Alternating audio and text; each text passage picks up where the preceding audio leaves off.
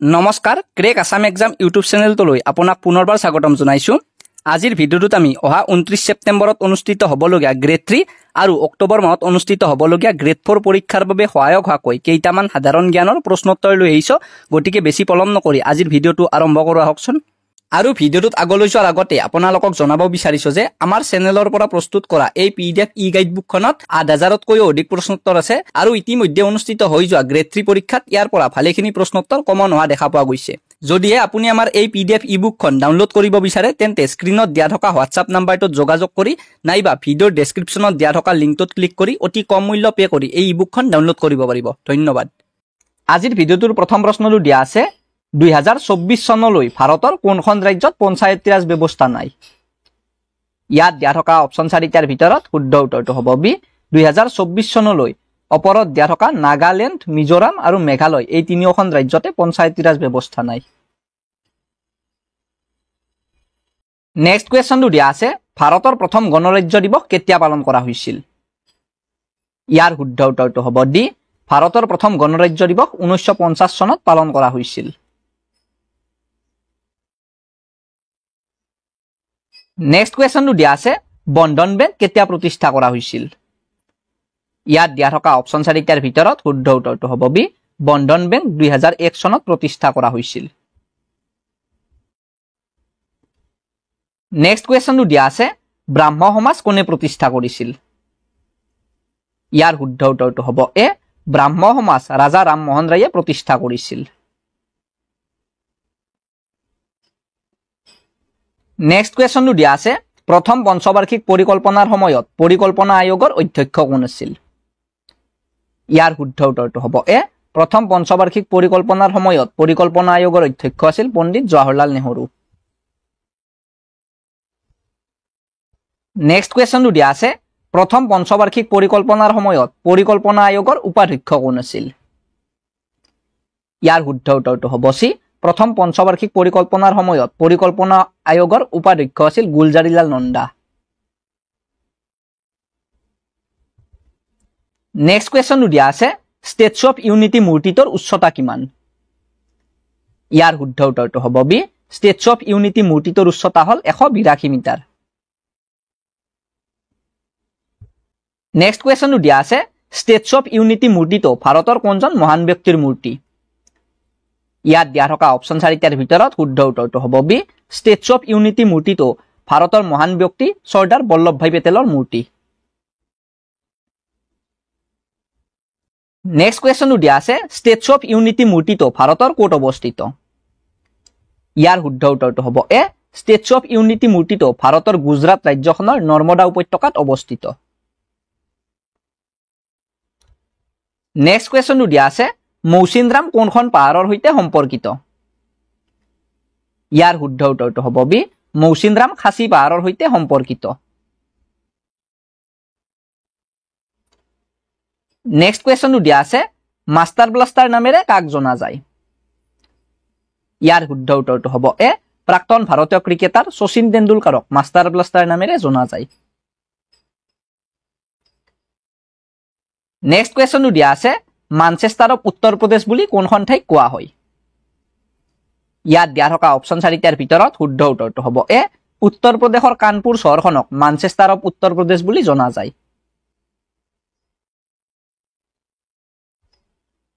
Next কুৱেশ্যনটো দিয়া আছে spice garden of India বুলি কোনখন ৰাজ্যক কোৱা হয়? ইয়াৰ শুদ্ধ উত্তৰটো হ'ব ডি ভাৰতৰ কেৰালা ৰাজ্যখনক স্পাইচ গাৰ্ডেন অফ ইণ্ডিয়া বুলি কোৱা হয়। নেক্সট কুৱেশ্যনটো দিয়া আছে জৈন ধৰ্মৰ প্ৰৱৰ্তক কোন আছিল? ইয়াৰ শুদ্ধ উত্তৰটো হ'ব এ জৈন ধৰ্মৰ প্ৰৱৰ্তক আছিল মহাবীৰ। নেক্সট কুৱেশ্যনটো দিয়া আছে 2018 চনত অৰ্থাৎ কোনে 50তম দাদা চাহেব ফাল্কে বঁটা লাভ কৰিছিল? ইয়াৰ শুদ্ধ উত্তৰটো হ'ব বি 2018 চনত 50তম দাদা চাহেব ফাল্কে বঁটা লাভ কৰা ব্যক্তিজন হ'ল অমিতাভ বচ্চন। নেক্সট কুৱেশ্যনটো দিয়া আছে ভাৰতৰ ৰাষ্ট্ৰীয় চিনেমা সংগ্ৰহালয় ক'ত স্থাপন কৰা হৈছে? ইয়াত দিয়া থকা অপচন 4টাৰ ভিতৰত শুদ্ধ উত্তৰটো হ'ব এ ভাৰতৰ ৰাষ্ট্ৰীয় চিনেমা সংগ্ৰহালয় মুম্বাইত স্থাপন কৰা হৈছে। নেক্সট কুৱেশ্যনটো দিয়া আছে নাটো কেতিয়া প্ৰতিষ্ঠা কৰা হৈছিল ইয়াৰ শুদ্ধ উত্তৰটো হ'ব বি 1949 চনৰ 4 এপ্ৰিল তাৰিখে নাটো প্ৰতিষ্ঠা কৰা হৈছিল নেক্সট কুৱেশ্যনটো দিয়া আছে নাটোৰ মুখ্য কাৰ্যালয় ক'ত অৱস্থিত ইয়াৰ শুদ্ধ উত্তৰটো হ'ব এ নাটোৰ মুখ্য কাৰ্যালয় বেলজিয়ামৰ ব্ৰাছেলছত অৱস্থিত নেক্সট কুৱেশ্যনটো দিয়া আছে বৰ্তমান নাটোৰ কিমানখন সদস্য ৰাষ্ট্ৰ আছে ইয়াৰ শুদ্ধ উত্তৰটো হ'ব সি বৰ্তমান নাটোৰ 32খন সদস্য ৰাষ্ট্ৰ আছে নেক্সট কুৱেশ্যনটো দিয়া আছে ভাৰতবৰ্ষৰ সৰ্বোচ্চ সাহসিকতাৰ বঁটাটো কি ইয়াত দিয়া থকা অপচন 4টাৰ ভিতৰত শুদ্ধ উত্তৰটো হ'ব ডি ভাৰতবৰ্ষৰ সৰ্বোচ্চ সাহসিকতাৰ বঁটাটো হ'ল পৰমবীৰ চক্ৰ সন্মান নেক্সট কুৱেশ্যনটো দিয়া আছে অসমৰ কোনখন জিলাক প্ৰথমে কাৰ্বন মুক্ত জিলা হিচাপে ঘোষণা কৰা হৈছে ইয়াৰ শুদ্ধ উত্তৰটো হ'ব এ অসমৰ মাজুলী জিলাখনক সৰ্বপ্ৰথমে কাৰ্বন মুক্ত জিলা হিচাপে ঘোষণা কৰা হৈছে নেক্সট কুৱেশ্যনটো দিয়া আছে অসমৰ কোনখন চহৰ ইটালীৰ ৰাজকুমাৰীৰ নামেৰে নামাকৰণ কৰা হৈছে ইয়াত দিয়া থকা অপচন 4টাৰ ভিতৰত শুদ্ধ উত্তৰটো হ'ব বি অসমৰ মাৰ্ঘেৰিটা চহৰখন ইটালীৰ ৰাজকুমাৰীৰ নামেৰে নামাকৰণ কৰা হৈছে নেক্সট কুৱেশ্যনটো দিয়া আছে ভাৰতত কেতিয়া জিএছটি প্ৰৱৰ্তন কৰা হৈছিল ইয়াৰ শুদ্ধ উত্তৰটো হ'ব বি ভাৰতত 2017 চনৰ 1 জুলাই তাৰিখে জিএছটি প্ৰৱৰ্তন কৰা হৈছিল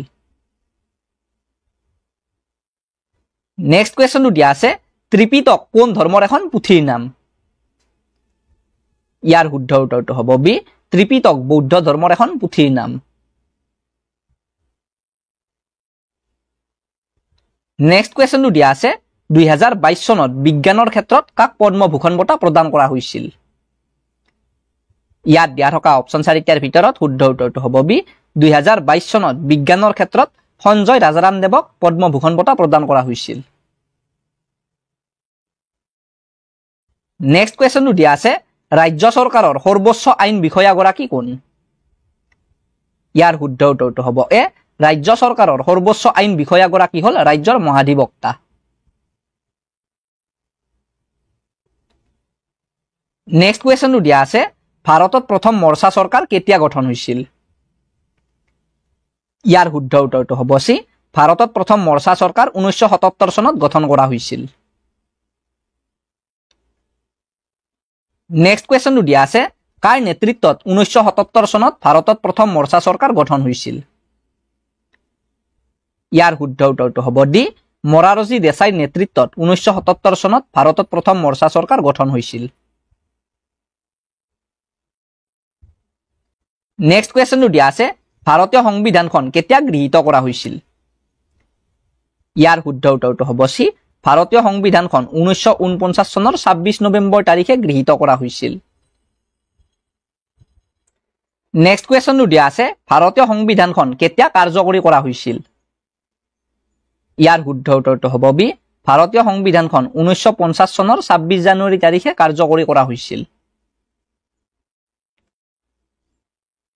নেক্সট কুৱেশ্যনটো দিয়া আছে ভাৰতীয় সংবিধান সভাৰ স্থায়ী সভাপতি কোন আছিল ইয়াৰ শুদ্ধ উত্তৰটো হ'ব এ ভাৰতীয় সংবিধান সভাৰ স্থায়ী সভাপতিগৰাকী আছিল ডক্টৰ ৰাজেন্দ্ৰ প্ৰসাদ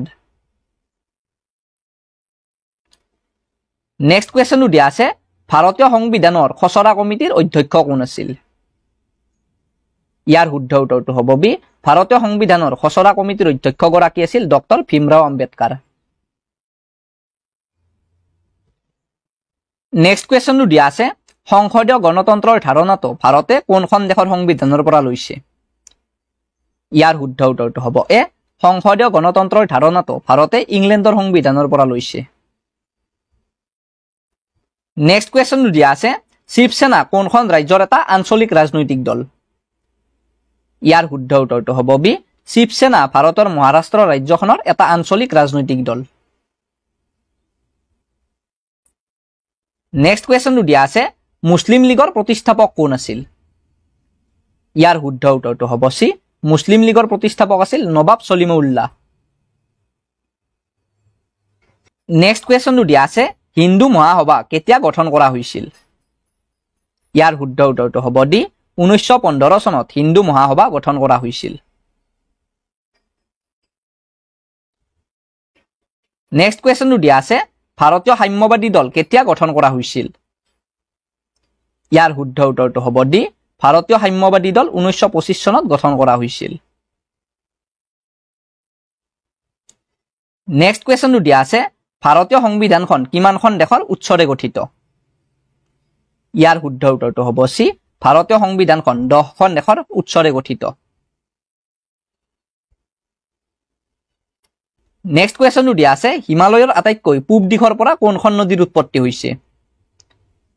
ইয়াৰ শুদ্ধ উত্তৰটো হ'ব চি হিমালয়ৰ আটাইতকৈ পূব দিশৰ পৰা উৎপত্তি হোৱা নদীখন হ'ল ব্ৰহ্মপুত্ৰ নদী। নেক্সট কুৱেশ্যনটো দিয়া আছে কোনটো অলিম্পিকত নীৰজ চোপ্ৰাই জেভলিন থ্ৰত সোণৰ পদক লাভ কৰিছে? ইয়াত দিয়া থকা অপশ্যন 4টাৰ ভিতৰত শুদ্ধ উত্তৰটো হ'ব চি টকিঅ' অলিম্পিক 2020ত নীৰজ চোপ্ৰাই জেভলিন থ্ৰত সোণৰ পদক লাভ কৰিছে। নেক্সট কুৱেশ্যনটো দিয়া আছে ভাৰতক কিমানটা ভৌগোলিক অঞ্চলত ভাগ কৰা হৈছে? ইয়াৰ শুদ্ধ উত্তৰটো হ'ব চি ভাৰতক মুঠ 6টা ভৌগোলিক অঞ্চলত ভাগ কৰা হৈছে। নেক্সট কুৱেশ্যনটো দিয়া আছে 1919 চনত কোন ঠাইত সৰ্বভাৰতীয় খিলাফত সন্মিলন অনুষ্ঠিত হৈছিল? ইয়াৰ শুদ্ধ উত্তৰটো হ'ব চি 1919 চনত দিল্লীত সৰ্বভাৰতীয় খিলাফত সন্মিলন অনুষ্ঠিত হৈছিল। নেক্সট কুৱেশ্যনটো দিয়া আছে কাৰ সময়ত কলিকতাত প্ৰথম আদালত স্থাপন কৰা হৈছিল? ইয়াৰ শুদ্ধ উত্তৰটো হ'ব চি ৱাৰেন হেষ্টিংছৰ সময়ত কলিকতাত প্ৰথম আদালত স্থাপন কৰা হৈছিল। নেক্সট কুৱেশ্যনটো দিয়া আছে বাংলাদেশৰ ৰাষ্ট্ৰীয় সংগীত আমাৰ সোণাৰ বাংলা গানটো কোনে লিখিছিল? ইয়াৰ শুদ্ধ উত্তৰটো হ'ব ডি বাংলাদেশৰ ৰাষ্ট্ৰীয় সংগীত আমাৰ সোণাৰ বাংলা গানটো ৰবীন্দ্ৰনাথ ঠাকুৰে লিখিছিল। নেক্সট কুৱেশ্যনটো দিয়া আছে ৰাষ্ট্ৰসংঘ কোন চুক্তিৰ অধীনত প্ৰতিষ্ঠা কৰা হৈছিল? ইয়াৰ শুদ্ধ উত্তৰটো হ'ব ডি ৰাষ্ট্ৰসংঘ ভাৰ্চাইলৰ চুক্তিৰ অধীনত প্ৰতিষ্ঠা কৰা হৈছিল। নেক্সট কুৱেশ্যনটো দিয়া আছে অক্টোবৰ বিপ্লৱ কোনখন দেশৰ সৈতে সম্পৰ্কিত? ইয়াৰ শুদ্ধ উত্তৰটো হ'ব চি অক্টোবৰ বিপ্লৱ ৰাছিয়া দেশখনৰ সৈতে সম্পৰ্কিত। নেক্সট কুৱেশ্যনটো দিয়া আছে ভাৰতীয় জাতীয় সেনাই দ্বিতীয় বিশ্বযুদ্ধত কাৰ বিৰুদ্ধে যুঁজিছিল? ইয়াৰ শুদ্ধ উত্তৰটো হ'ব ডি ভাৰতীয় জাতীয় সেনা অৰ্থাৎ আজাদ হিন্দ ফৌজে দ্বিতীয় বিশ্বযুদ্ধত গ্ৰেট ব্ৰিটেইনৰ বিৰুদ্ধে যুঁজিছিল। নেক্সট কুৱেশ্যনটো দিয়া আছে পলাশীৰ যুদ্ধৰ সময়ত বংগৰ নবাব কোন আছিল? ইয়াৰ শুদ্ধ উত্তৰটো হ'ব এ পলাশীৰ যুদ্ধৰ সময়ত বংগৰ নবাব আছিল চিৰাজউদ্দৌলা। নেক্সট কুৱেশ্যনটো দিয়া আছে কাক ভাৰতৰ গ্ৰেণ্ড অল্ড মেন বুলি জনা যায়? ইয়াৰ শুদ্ধ উত্তৰটো হ'ব ডি দাদাভাই নৌৰোজীক ভাৰতৰ গ্ৰেণ্ড অল্ড মেন বুলি জনা যায়। নেক্সট কুৱেশ্যনটো দিয়া আছে পানিপথৰ প্ৰথম যুদ্ধ কাৰ কাৰ মাজত সংঘটিত হৈছিল? ইয়াৰ শুদ্ধ উত্তৰটো হ'ব বি পানিপথৰ প্ৰথম যুদ্ধ বাবৰ আৰু ইব্ৰাহিম লোদীৰ মাজত সংঘটিত হৈছিল। আজিৰ ভিডিঅ'টোত এইখিনি প্ৰশ্ন আছিল। যদি ভিডিঅ'টো চাই ভাল পালে তেনেহ'লে ভিডিঅ'টো এটা লাইক কমেণ্ট আৰু ভিডিঅ'টো শ্বেয়াৰ কৰি দিব। ধন্যবাদ।